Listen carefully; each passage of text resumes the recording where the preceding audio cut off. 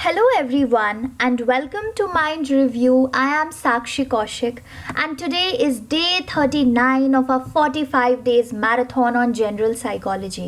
तो अभी तक अगर आपने कोई भी वीडियो, एक सिंगल वीडियो भी अगर मिस कर दी है इस मैराथन की, तो मेक श्योर आप उन वीडियोस को ज़रूर से देख लें. The link of the playlist of this marathon is in the description box below. उस प्लेलिस्ट में सारी वीडियोस डे वाइज अरेंज्ड है.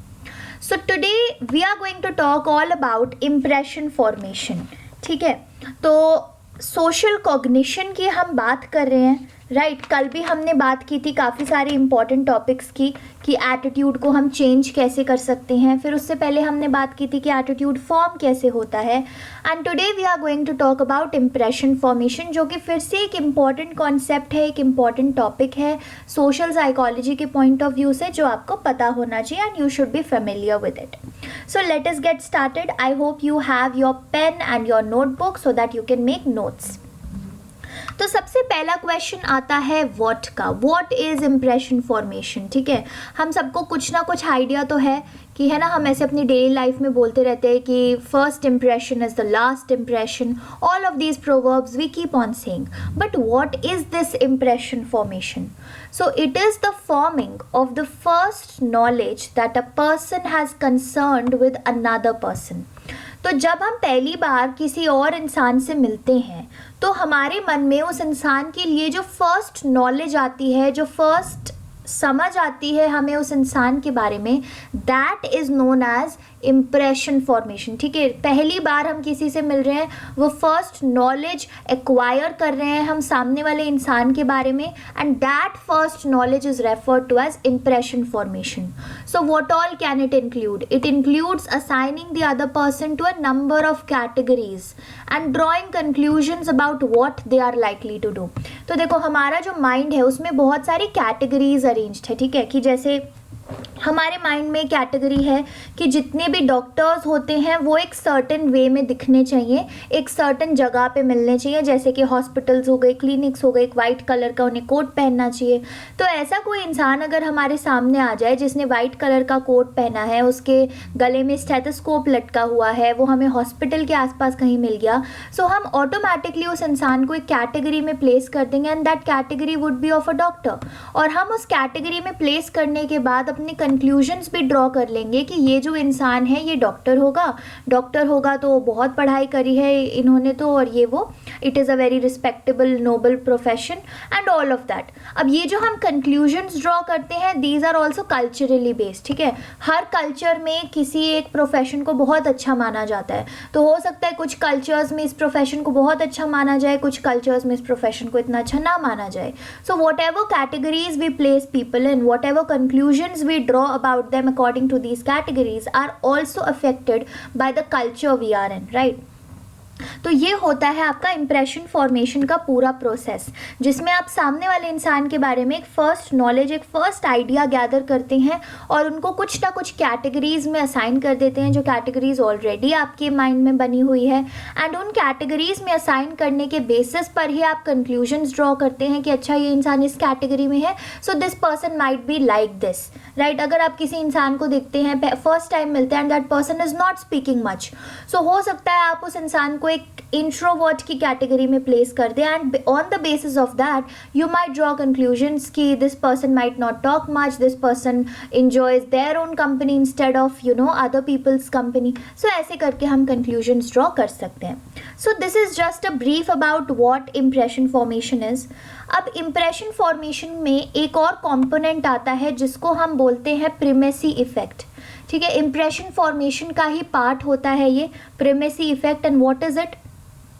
The first time people meet someone, they form an impression of that person often based on the physical appearance alone. ठीक है, तो जब हम पहली बार किसी इंसान से मिलते हैं तो what happens usually is this is backed up by research. ठीक है, ये कोई ऐसी hypothetically नहीं कोई बोल रहा है, ये रिसर्च हो चुकी है इस चीज़ पे. And after that they have developed the concept of primacy effect. तो प्रिमेसी इफेक्ट बेसिकली यही कहता है कि जब आप किसी से पहली बार मिलते हो, when you meet somebody for the first time, तो उस इंसान के बारे में आप इम्प्रेशन इम्प्रेशन तो फॉर्म करते हो, that is true, but the first impression is often based on physical appearance alone, कि वो इंसान कैसा दिख रहा है आउटवर्ड्स उससे, राइट, आउटवर्ड्स अपीयरेंस से. So before even we start talking, before even we start knowing the person, we often make an impression about that person based on the physical appearance alone. तो जैसा कि मैंने आपको doctor वाला example दिया था, तो इन दैट ऑल्सो हमने अभी तक उन इंसान से बात करके पूछा नहीं that whether you are a doctor.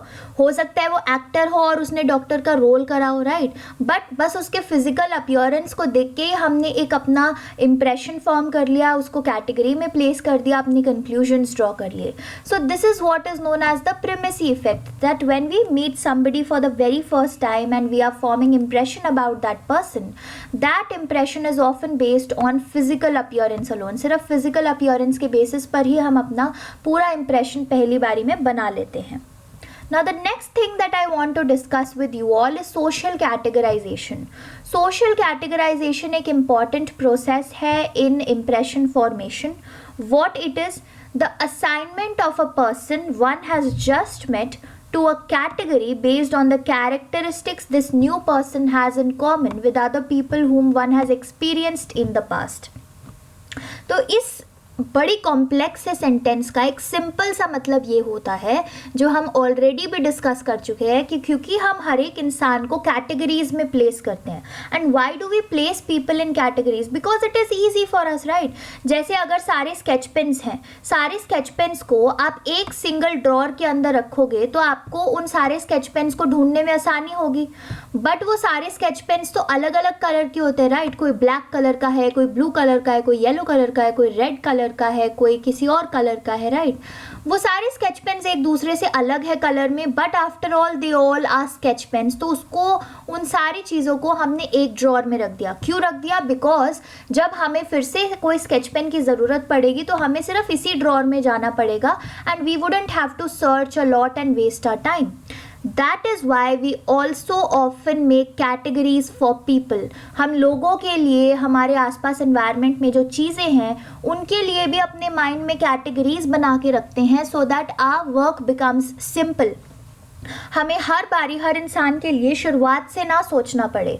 For example there is a category for introverts and extroverts. Introverts की कैटेगरी बनी हुई है, उसके कुछ कैरेक्टरिस्टिक्स है कि जो लोग ज़्यादातर अपने में रहते हैं, जो लोग ज़्यादा पार्टीज इंजॉय नहीं करते, they are mostly into the category of introverts. Whereas extroverts, the people who enjoy the presence of other people, the people who get charged up in the presence of other people, the people who often go to parties, उन लोगों को हम extrovert की category में place कर देते हैं. So the next time when you meet any person और वो कुछ ऐसे ट्रेट्स दिखा रहा हो जो इंट्रोवर्ट्स के ट्रेट्स से काफ़ी ज़्यादा मैच होते हैं, तो हम उनको एक कैटेगरी में डाल देते हैं, and that is the category of introverts. So this process is known as social categorisation. ठीक है, इसी प्रोसेस को हम बोलते हैं सोशल कैटेगराइजेशन, कि जिस इंसान से आप जस्ट अभी अभी मिले हो उसको एक ऑलरेडी फॉर्म्ड कैटेगरी जो आपके माइंड में है उस कैटेगरी में प्लेस कर देते हो on the basis of what characteristics that person is showing, और वो कैरेक्टरिस्टिक्स कितने कॉमन है आपकी उस कैटेगरी से जो आपके माइंड में ऑलरेडी बनी हुई है, राइट. बट हर एक चीज़ जिसका बेनिफिट होता है उसका कोई ना कोई डिसएडवांटेज तो होता ही है, right. As much as we enjoy eating junk food, उतना ही फैट वो जंक फूड हमें देता है. तो अगर किसी चीज़ का बेनिफिट है तो उस चीज़ का डिसएडवांटेज भी होता है. Similar is the case with social categorisation. अगर सोशल कैटेगराइजेशन हमारा जो कैटेगरीज में डेवलप करने का काम है उसको ईजी कर रहा है, हमारे काम को आसान कर रहा है, eight the same time it can also have disadvantages or a negative effect in the form of stereotypes. अब stereotypes क्या होता है? It is basically a belief that a set of characteristics is shared by all members of a particular social category. इसका मतलब क्या होता है? देखो, stereotype कब होता है? जब होता है कि जैसे एक social category आपने अपने mind में form करी हुई है, ठीक है. अब कोई इंसान उस सोशल कैटेगरी में एक पर्टिकुलर वे में बिहेव करता है, देन यू ऑटोमेटिकली अज्यूम कि इस सोशल कैटेगरी में जितने भी लोग होंगे वो वैसे ही बिहेव करेंगे, and that thing is known as stereotyping.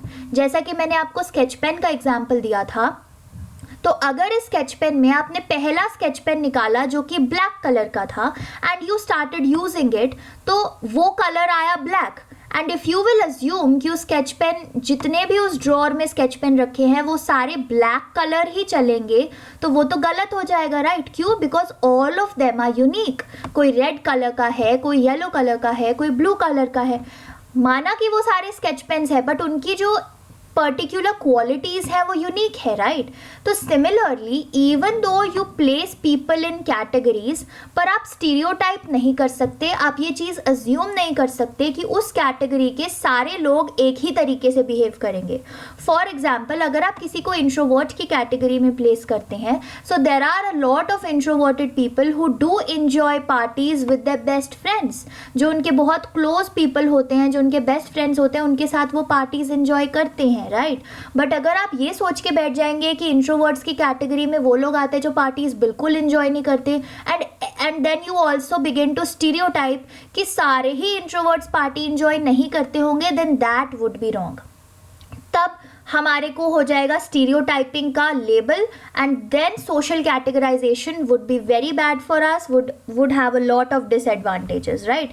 तो इसीलिए स्टीरियोटाइप करना इज अ रॉन्ग थिंग, और स्टीरियोटाइप से बहुत सारे हमें डिसएडवांटेजेस भी मिलते हैं, right? So therefore social categorisation को सिर्फ अपने टाइम को यूटिलाइज करने के लिए यूज करना है, किसी और को स्टीरियोटाइप करने के लिए यूज नहीं करना, because every person is unique even though they belong to a big larger category, but internally हर कोई यूनिक होता है, जैसे हर स्केच पेन अपना यूनिक कलर चलाता है, राइट? सो आई होप आपको ये वाला कॉन्सेप्ट भी क्लियर हो गया हो, बिकॉज ये काफ़ी ज़्यादा लिंक्ड है इम्प्रेशन फॉर्मेशन से, because whenever we form impressions we put people into certain categories, ठीक है? फिर आती है इम्प्लिसिट पर्सनालिटी थ्योरीज। तो इम्प्लिसिट पर्सनालिटी थ्योरीज होती हैं, और इन थ्योरीज के अकॉर्डिंग बेसिकली क्या माना जाता है, these theories are a set of assumptions that people have about how different types of people, personality traits and actions are all related and formed in childhood, ठीक है? तो इम्प्लिसिट पर्सनैलिटी थ्योरीज बेसिकली इसी assumption के साथ चलती है कि जो डिफरेंट टाइप्स ऑफ पर्सनालिटी होती है लोगों की, जो डिफरेंट टाइप्स ऑफ पीपल होते हैं, अलग अलग एक्शंस करते हैं, अलग अलग बिहेवियर्स करते हैं, वो सब रिलेटेड होते हैं उनके चाइल्डहुड से, और वो सब फॉर्म होते हैं उनके चाइल्डहुड में। So this is a set of assumption that implicit personality theory forms, right?